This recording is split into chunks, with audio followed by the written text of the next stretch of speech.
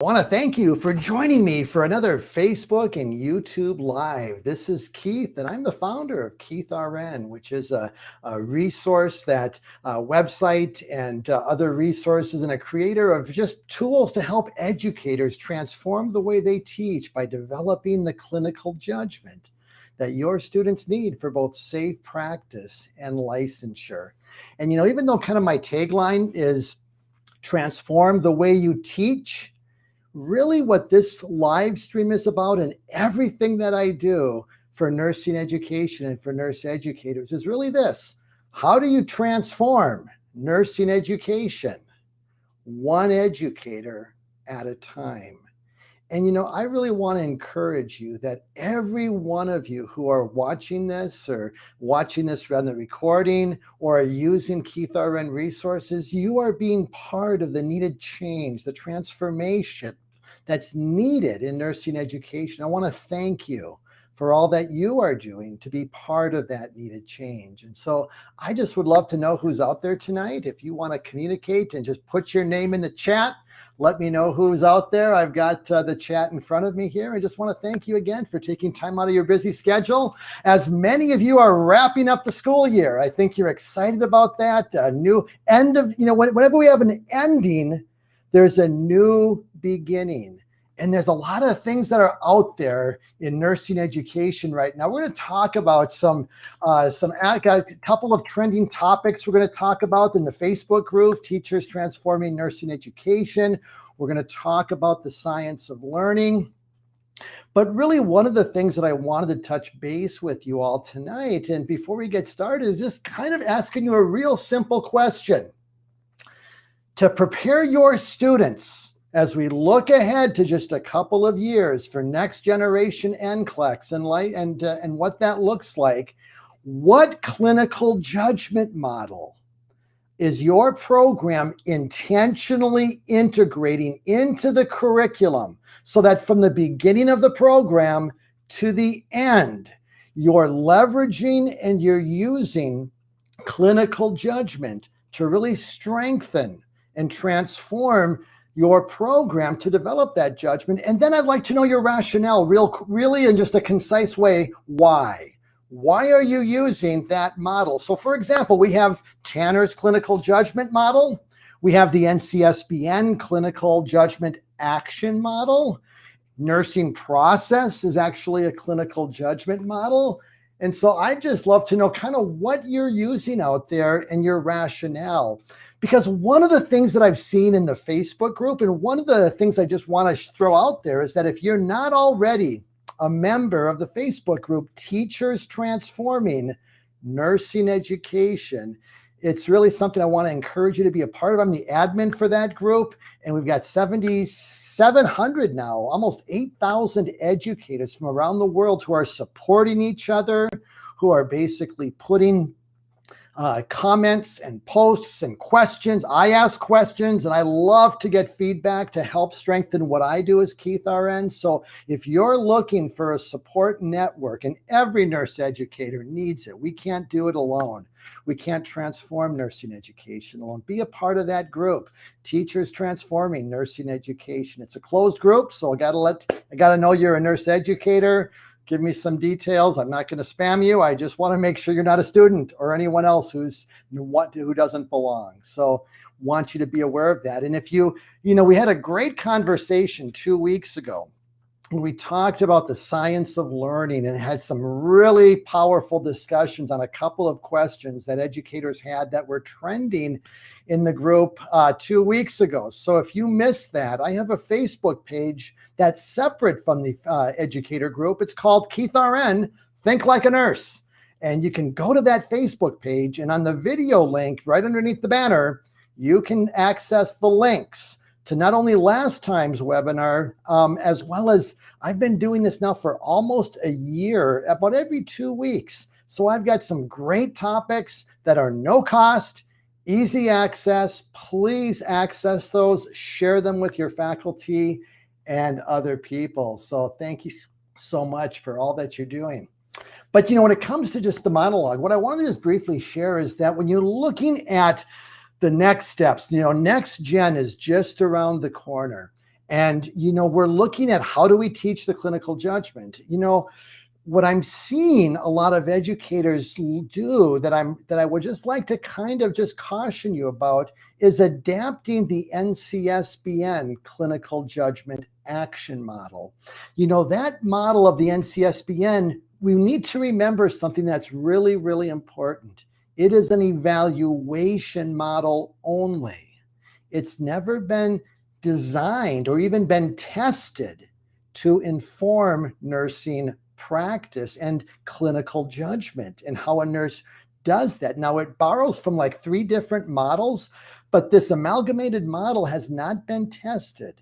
But there is a model that has been tested that's been in the nursing literature for about 16 years.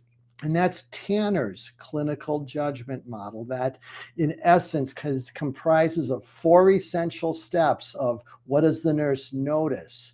What is then the interpretation of that clinical data? What is the response and the priorities that the nurse will have as a result of successfully noticing and interpreting data? And then the evaluation reflection. Did the patient respond as expected or not?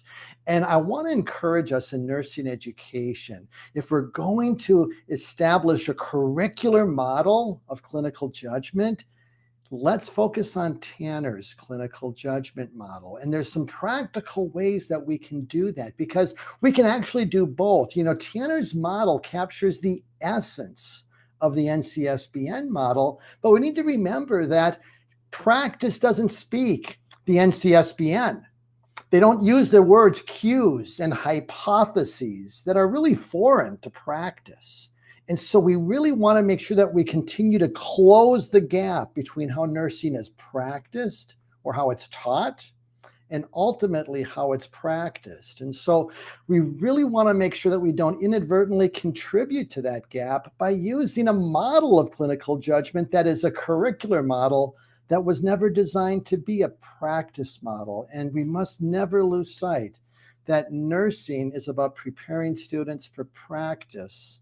And we can do both by focusing on educational best practices, the science of learning, Tanner's clinical judgment model, to prepare our students for practice. And so just a practical strategy that I'd encourage you all to look at as you look at your programs, if you have the summers off, if you're blessed to have that luxury, is lay the foundation with nursing process. Nursing process aligns with Tanner's clinical judgment model. So when a nurse assesses and does the nursing assessment, they're actually noticing then what is relevant and most important, as well as why.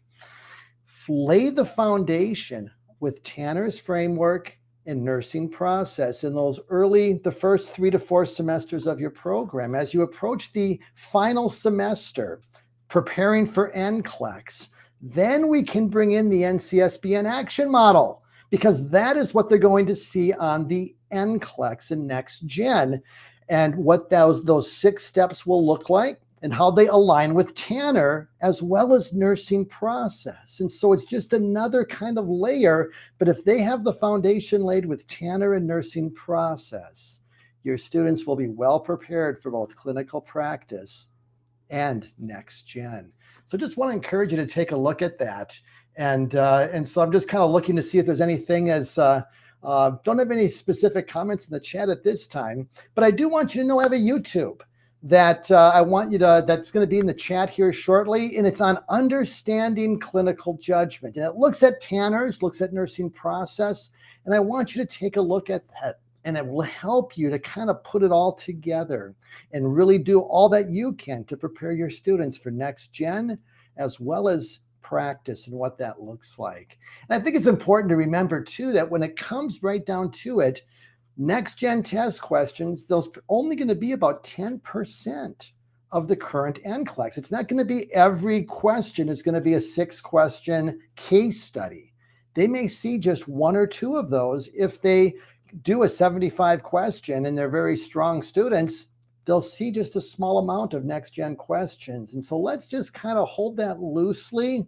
Let's emphasize practice and strengthen all that we are doing to prepare our students for both practice as well as licensure. So if you have any thoughts or comments, you know what? This is not a monologue. I'd love to hear your insights, and I'll keep my eye on the chat and what that looks like. And so, Lisa says, I'll look over Tanner this summer. I really like using your clinical judgment resources. And, Amy, if you want to find Tanner's article, that's on the website, it's called Thinking Like a Nurse. And she used it in the chat last week. And so we'll pop that link in the live stream, Lisa. Have a chance to look at that and be able to kind of put that together and kind of just understand Tanner's. Tanner's is one of the kind of an unknown, I wouldn't say she's unknown, but when I present around the country, about 10% of educators have heard of Tanner's clinical judgment model. But it's also the essence of next gen. So we kind of need to be aware of it and using evidence and research-based models that Tanner represents to, again, prepare our students for practice. So anyways, let's get started with some of the questions that faculty have had in the Facebook group. The first question is this: do you have any resources, suggestions, or articles about mentoring clinical faculty? I'm working on a project to include best practices for mentoring clinical faculty. How many of you know that no one is born a clinical educator? You can be an expert nurse in practice, but yet to be a clinical educator and even a nurse educator, having your nurse practitioner and being a master's prepared and having that entry-level degree doesn't prepare you for teaching. And so mentoring new faculty is an ongoing struggle in nursing education. But I do want to share some resources that are out there and available to you. Number one is that this came out of the Face group chat. Johns Hopkins School of Nursing has a link, and they have some modules. Johns Hopkins is one of the top nursing programs in the United States. And they have a competency, a clinical educator competency training. So to help you train nurse educators who are clinical adjuncts, it's $10 a module, and you can choose which ones you'd like. But some of these modules are principles of evaluation. How do you evaluate competency is one topic. Clinical reasoning skills. How, when, and how are you doing that? Creating a culture of caring is another module, as well as transitioning students to professional nursing practice. And so I want to encourage you to, Amy will put the link in the live stream here shortly, but Johns Hopkins in these modules is a great place to start. But I also want there's some other free resources I want you to be aware of. One of those is that I have blogged as a nurse educator since about 2013 and sharing some of the practical strategies of how to develop clinical judgment, application of the applied sciences in the clinical setting to help our students take what we are teaching them and then to apply that into the context of clinical education. And so I've got a blog on keithrn.com that Amy will put in the chat here shortly. And I just want you to know that that's a powerful and practical resource that can help you. I also have a book I've written for educators called Teach Students to Think Like a Nurse. And I've got several chapters on clinical teaching, practical strategies for not only the clinical setting, but the classroom. And if you go to my the website, keithrn.com, and go to the store, I happen to, you can purchase that today, and I'd be glad to give you a 20% discount if you just simply enter in KeithRN20 as a coupon code. So I just want you to know that that's a resource for you as well. I want you to also know that on keithrn.com, my primary website, I've got free resources, and there's a link that'll be in the chat here shortly for you. I've got a very powerful worksheet on understanding pathophysiology. And one of the things that I've noticed as a new educator is helping our students apply the essence of pathophysiology as the foundation of some of the critical thinking that our students need for safe practice. They may memorize pathophys, they may memorize some of the mech of action, they can memorize that a beta blocker is a atenolol, but they have no idea what a beta blocker is blocking when I ask my students that question. And so I've developed a really powerful worksheet in that resources link that'll be in the chat. I'd love to have you download that. And understanding pathophysiology is just a concise worksheet that'll help your students connect pathophysiology to practice. I have 6 questions, just a couple of them I'll highlight, is that having students identify the pathophysiology of the primary problem in their own words. But then question 2 is taking that pathophysiology knowledge, how would you teach that to your students or to your patient and family? How would you explain it to them who have no medical knowledge? Looking at the pathophysiology of that problem, what body system is impacted primarily and how? And what lab values will be impacted? What will you notice in the physical nursing assessment that'll be expected abnormals versus normal? And what are some of the medications to manage this problem? And then the mechanism of action in your own words. And so this resource is something that's available. It's a free download. I'd love to have you check it out and put that to good use. The other question that came out that really kind of was just very hard to read was one of the longest posts that I've read from any educator who's posted in the Facebook group. And this was about 2 weeks ago. But she started with this question: is there any hope in academia? She said this: I have probably erased my post several times because I cannot find the exact words to say. I am tired, physically and mentally. I've been working in academia for the last 5 years. I've worked as a PN, ADN, and BSN instructor. I've only had 1 year of bliss. The other years have been rough. I finished my DNP in 2019 to advance in the nursing education realm. But however, at times, I wonder, was this the right decision? I put in countless hours in front of my computer, but my family continues to lack my presence. I go above and beyond to keep up with deadlines, trying to get ahead, but most days I feel as though I am drowning. I have meetings to attend, lectures to prep, exams to grade, exams to analyze, assignments to grade, you name it. The list grows. This doesn't include the coordinating duties. My husband hears me complain and my children ask me, why do you have to work so much? I don't express my feelings to anyone because I feel as though I have to be the strong one for others. I understand that others are probably doing more than I am. However, that is their choice. I want to give 100% of my job without affecting my time with my family. Is it even realistic? I am tired. All I wanted in life was to find that dream job to make a difference in my community. I thought I could bring about change. I am so exhausted mentally, physically, and emotionally. I've been put in a coordinator role in the last 2 years without a chance to grow and learn the system. It says, I just need some encouraging words and prayer because seeing what I see now, it doesn't look good for my mental health and physical well-being. Sincerely, a mentally drained educator. And I would ask you the same question. How would you respond to this educator if you were posting and saw this? How would you respond? And more importantly, how much does this resonate with many of you who are listening this evening? Whether you have time off coming up or not. Are you tired? Are you exhausted? Are you really kind of ready to say, I'm done with this?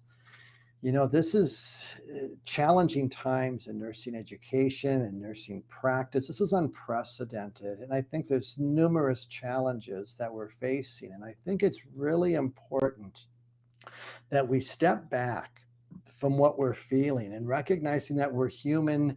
We're not human doings. We're human beings. And it's not about what we do, but it's about who we are and what attracted you to become a nurse educator. If you're like me, and I know most of you are, you're pursuing your passion. You're taking a pay cut willingly because it's what you feel called to do. It's something that you want to contribute to and to make a difference. And I feel that, when you look at the challenges that we're facing right now, Many of us don't feel that we're making a difference, and you're tired and exhausted. And when you're perpetually tired, it's the first stage of burnout, if not further down the path, where you begin to kind of disconnect and not even care. And so, I just like to know how you're doing out there tonight. How many of you out there are tired? I'd love to know just kind of what your feelings are and what you're feeling comfortable sharing, and just kind of what you're doing to kind of get grounded or to find your balance. Work-life balance. Is it even possible? Is it attainable? Is it even realistic in nursing education? I mean, is the grind inevitable? That's a question we need to ask and answer for ourselves. I've got some thoughts I'm going to share here shortly. But when you look at some of the responses that came out of this Facebook group and some of the postings, I found some really helpful thoughts that I want to encourage you all with tonight. And this is one of them. Be still and listen to your inner voice. Give yourself permission to set boundaries.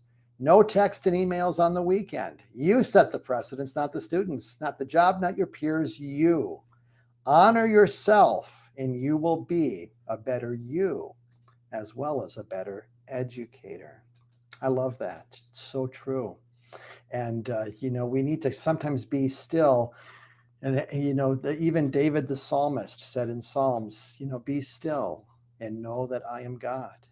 And, for those of you that have a faith orientation, we know sometimes all too well we can't do it alone. We can't do it in our own strength. And we need to strengthen ourselves, use our faith, our colleagues, support of others, but also taking care of yourself. Self-care is so essential. And I know it's like, okay, what is that? I'm not going to go into the nuances of that, but we must remember this.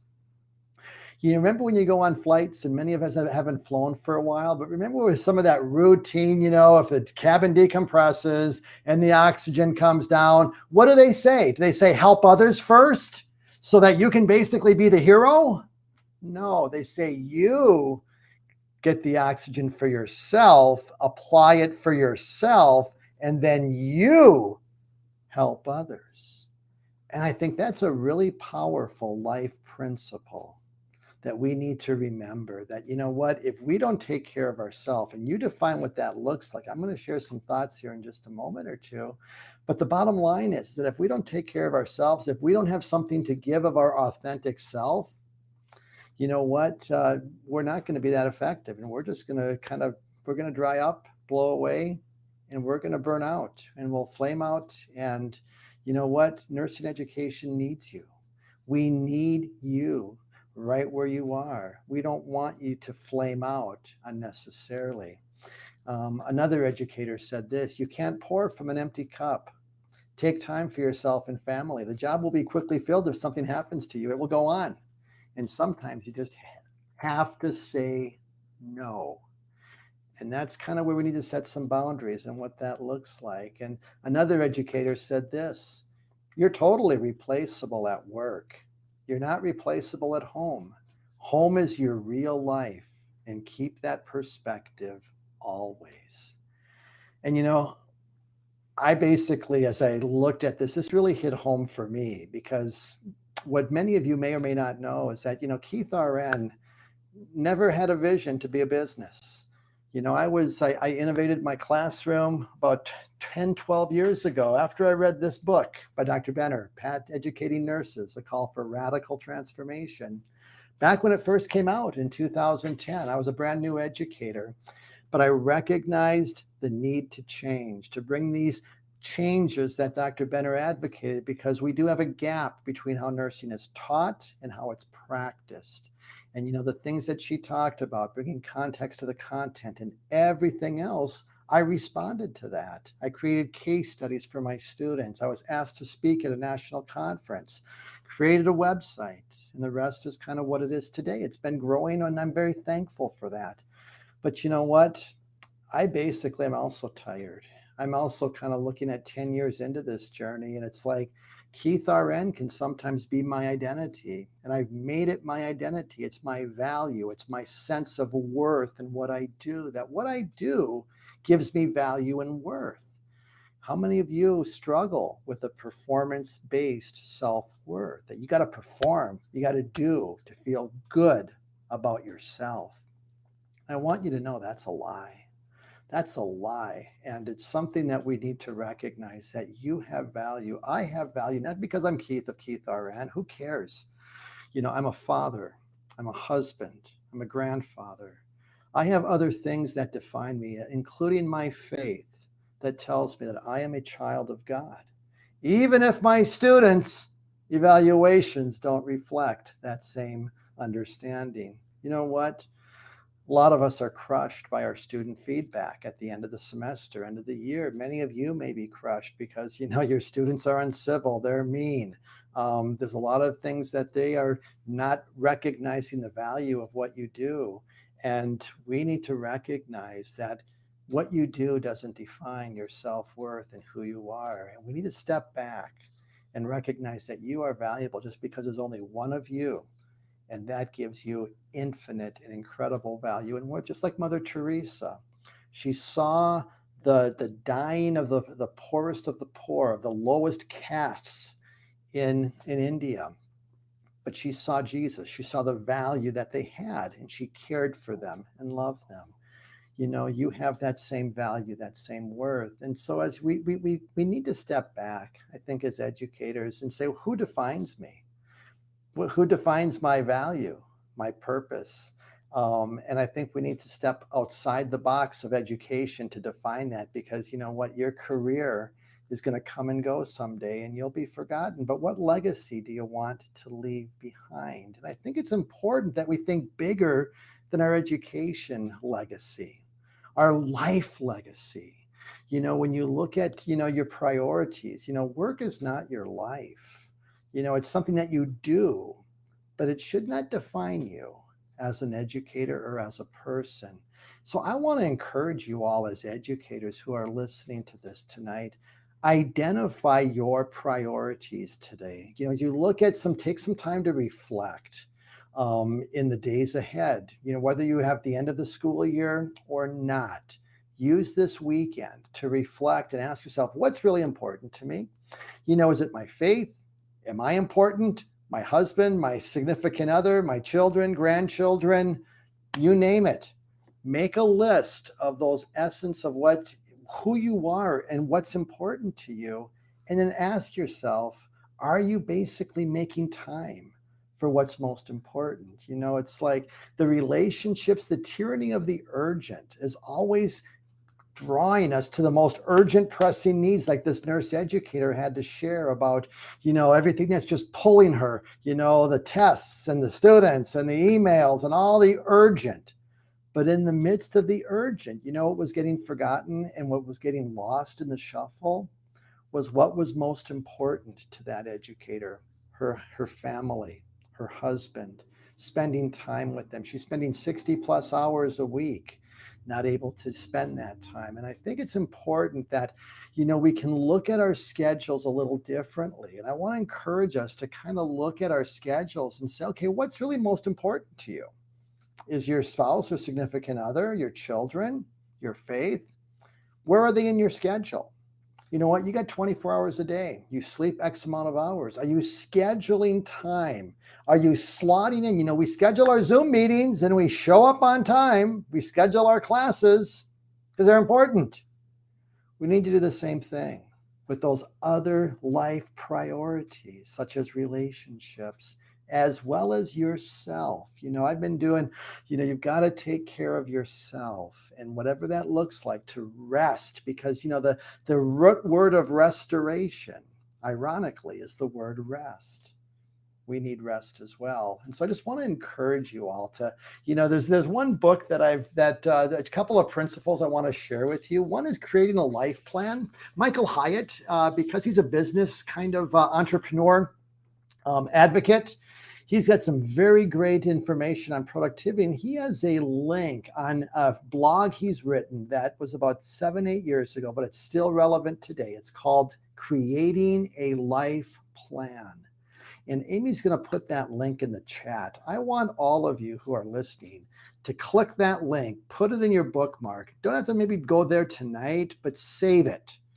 And I want you to take some time to plan your life, to schedule things that are priorities. And Michael's got some great principles in that blog to help any person who is way too overworked and stressed to find that elusive work-life balance. And work-life balance isn't about balancing perfect my 8 hours of work with 8 hours of family and 8 hours of sleep. It's really not that. Work-life balance isn't about equal time.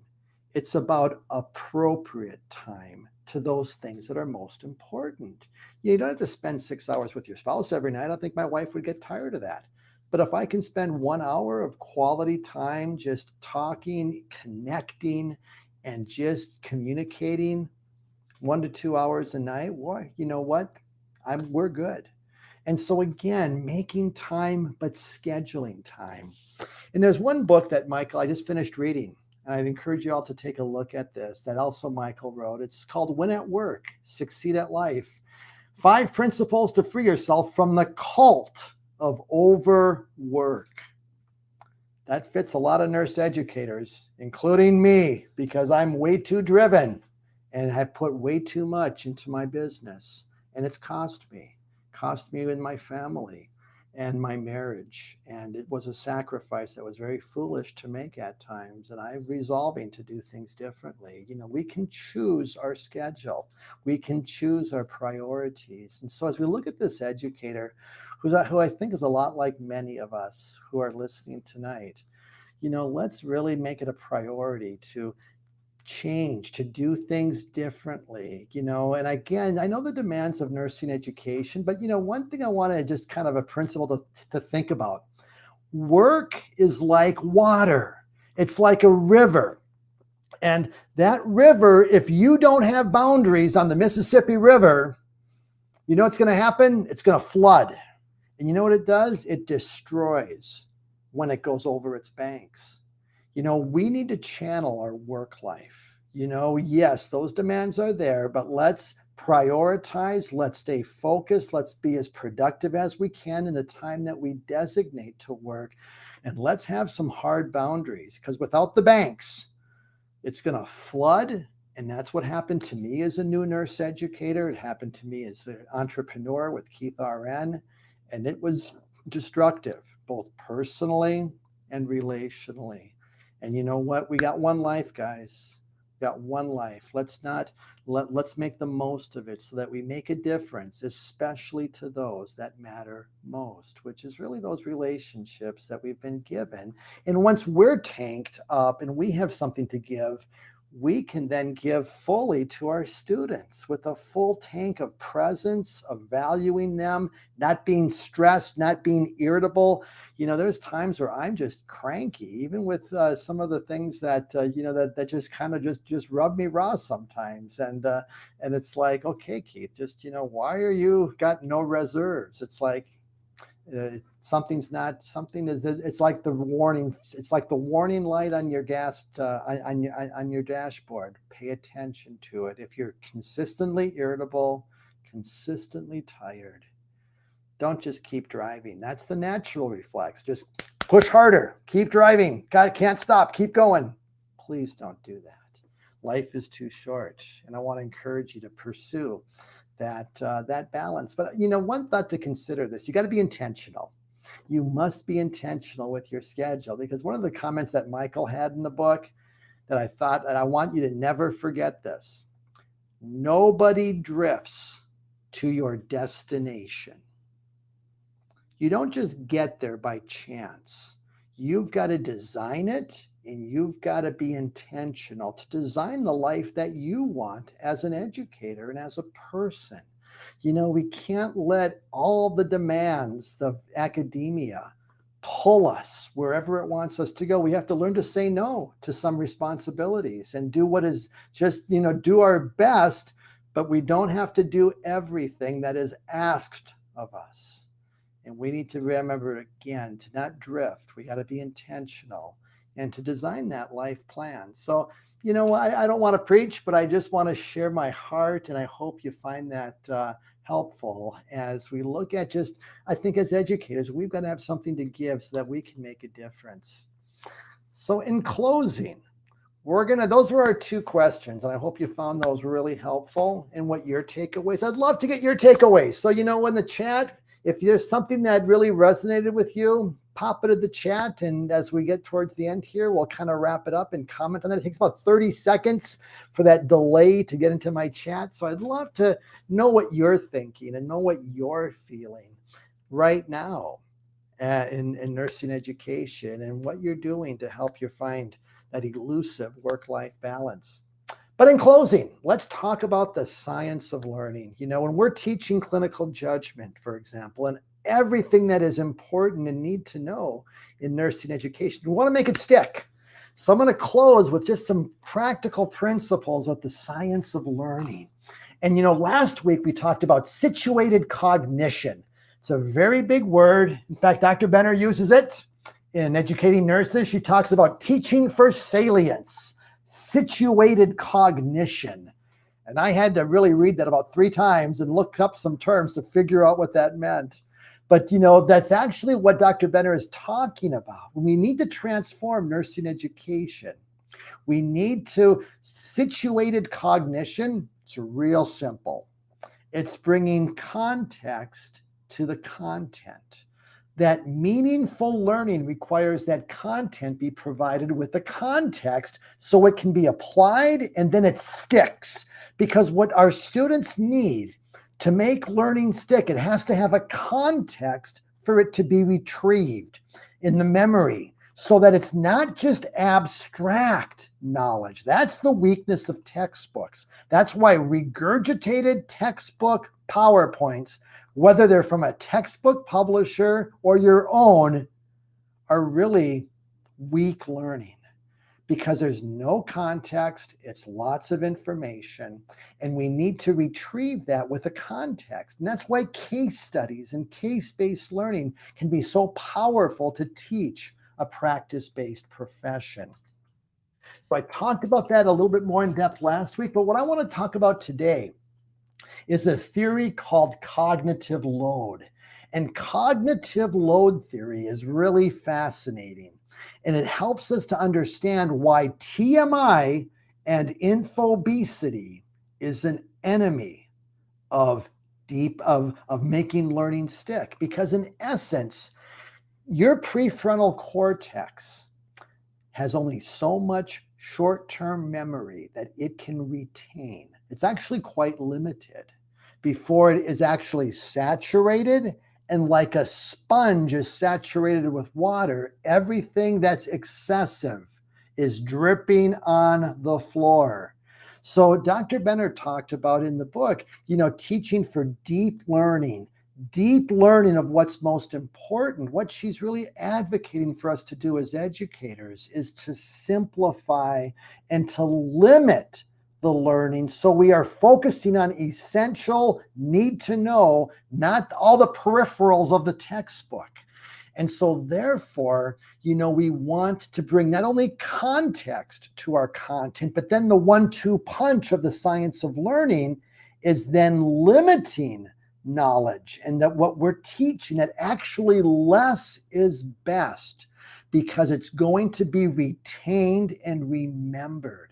And so therefore, remember that when we expect more learning or more content, less learning takes place. It's kind of counterintuitive, but we need to remember that as educators, when we just give them all that information and we lecture for 40, 50 minutes, whether it be in our pre-class lecture that we post ahead of time or what we do in class in the real world, when we're teaching TMI, we're actually limiting the effectiveness, and we can change the way we teach. That's why I really advocate and encourage educators. You don't need to change your curriculum. You need to transform and change the way you teach as an educator using context. And again, case studies are one of the easiest ways to bring context to a practice-based profession. And then limiting the content using the principle of cognitive load. And so a very practical strategy that you can all do to make this practical is this. Open your lecture with a story, your story. You have experiences as a nurse educator. Share your story with your students. That story provides a context for the content. It's kind of like you're preparing the table for them.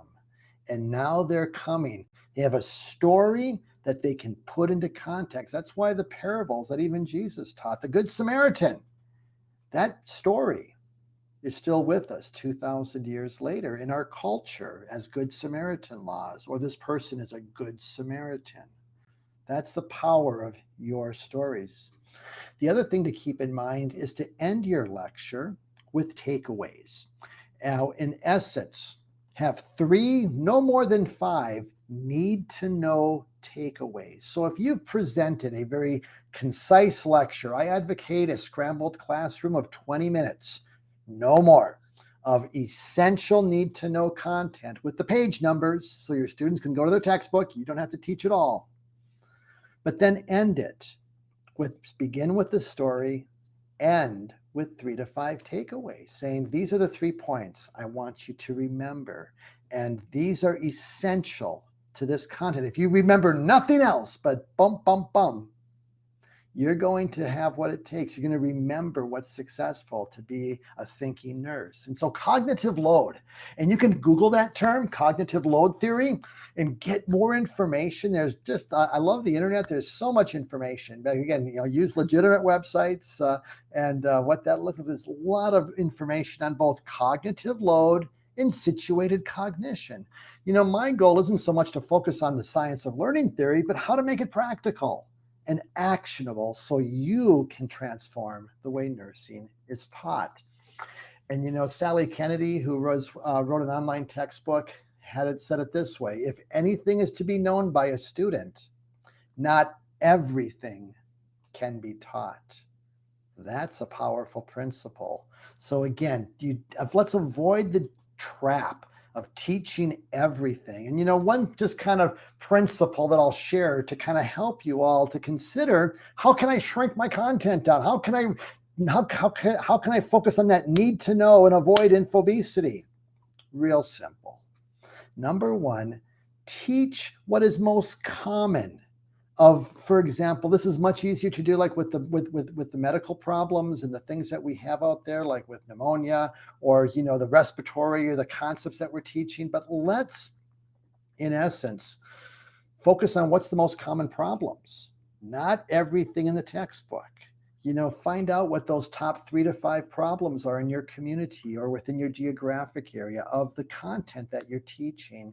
And then remember this: you're teaching first-year generalists, not specialists. And for me as an ICU nurse, I love to bring in all the heavy thinking and learning and talk about serum lactate and everything else and preload and afterload related to the determinants of cardiac output.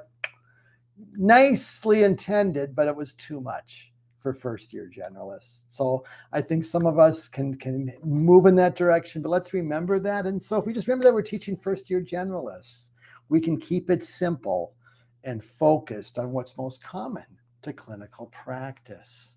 And so I'd love to know what your takeaways were today. If you have any thoughts, comments, or questions, I've got the chat here. I'd love to know what those are. But, in closing, my takeaways that I want you to remember from this 35, 40 minutes together tonight was this: developing critical thinking and clinical reasoning is foundational to clinical faculty. So when you look at that mentoring piece, remember how foundational, not only to get a mentor and to mentor them with the right resources and information, but using pathophysiology and laying the foundation of understanding and applying the applied sciences develops the critical thinking your students need. I also want you to never forget that you matter. As an educator, set priorities. Put some banks in the water of work, because if you don't, it's going to overflow and flood everything. And decrease cognitive load. Do you remember what's identify that need to know versus nice to know and what that looks like? And so anyways, as we look at that, I just want to just share some thoughts in closing is that, on Keith RN, I've got a free case study. I'd love to have you put to good use in your program. It's a COVID-19 case study, skinny reasoning. It's only 4 pages, but it's power packed with the essence of Tanner's clinical judgment model that are made open-ended questions. And that's the structure of all of the Keith RN case studies. That back when I wrote these 9 years ago as a nurse educator, as well as a nurse in practice who never left the bedside, I saw the value of Tanner's clinical judgment model made questions based on what are you noticing and why is this clinically significant? And the cases all include that open-ended framework.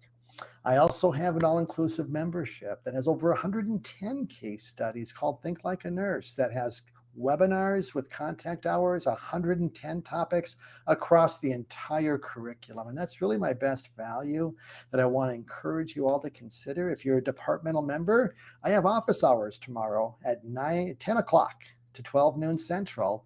Got a Zoom link I sent to all members. You can come and just join me in my office, in my virtual office, and we'll talk, troubleshoot, get some splinters out of your brain resolved, and move you forward to rock active learning and clinical judgment in your program. And I'm always available. And I'd also just want to communicate too that, as I look at just in closing here, I also have just contact information. I want to throw my name in the chat there and email me. Oh, you know what? That's the store chat. Oh, I'm sorry. Didn't mean to pop that one in. Let's pop in the my email right here. Contact Keith. You know what? I'm available to any educator, and I would love to encourage you in your journey. And so, if you have questions or are struggling, and you just want to open the door to connecting, and email's a really simple way to start that process. I'm available to anybody who wants to strengthen how they're teaching, and so I really mean that. This is my heart is to serve and to share what I feel is the best practices to help strengthen and transform nursing education, to close that gap of the current academic practice gap, and let's keep it real. And I just want you to know that I'm available and want to help you do that. And so, anyways, I just kind of look at some of the comments here in closing. And Rowan says this: you've put into words most educators' thoughts and feelings. I feel less guilty knowing others feel the way I do. That's the power of community, Rowan. When you basically know you're not alone, and the feelings that we have, sometimes we think we're crazy. It's like, I'm losing my marbles. It's like, no, you're human. You're human, and others under the same stresses are feeling the same thing. So, Rowan, thanks so much for sharing that. I really appreciate that and your insights there. And, Sandy says this: thanks for the reminder to balance life. I find fulfillment in my work, but struggle with the time I devote. And, Sandy, that's really, you make a great point, because you know what? I'm passionate about Keith RN. I love what I do. And that's the danger, because we get so many secondary benefits out of our work, those that really like what we do. And I think most of us as educators, at the end of the day, we still like what we do, but we can love it sometimes too much. And we need to recognize what's really more important in our life. And I think that when it comes to rock, paper, scissors, as it relates to, relationships versus nursing education, I hope we're not choosing nursing education, that our relationships have a higher priority, and we need to make time, or appropriate time, for them. That's all. Like the old Joni Mitchell song said from the 60s, they paved paradise and made it a parking lot. But the chorus says, don't it always seem to go? You don't know what you got till it's gone. They paved paradise and made it a parking lot. And you know what? We're not going to live forever on this earth. You know what? I had prostate cancer a year and a half ago, had surgery, doing well. But boy, you know what? I've had two of my best friends pass away unexpectedly in the last 5 years that were about my age, from cancer and acute MI.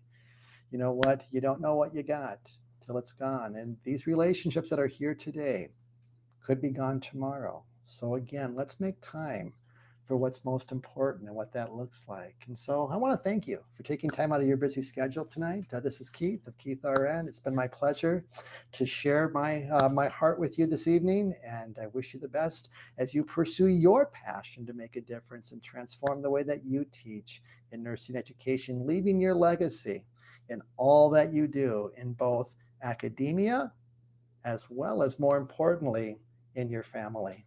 Thanks so much and have a good night.